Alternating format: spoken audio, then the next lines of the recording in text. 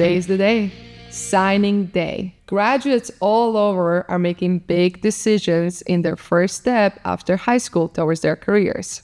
Today, some will choose a university, some may enlist in a branch of military, but let's not overlook the skilled trades. A path that's been consistently promising, offering excitement, fulfillment, and a direct route to success, right out of high school and with no student debt.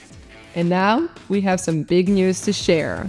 We are getting reports that our first signing of the day is going live.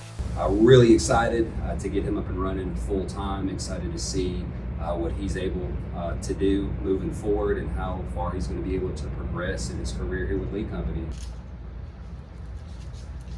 Right.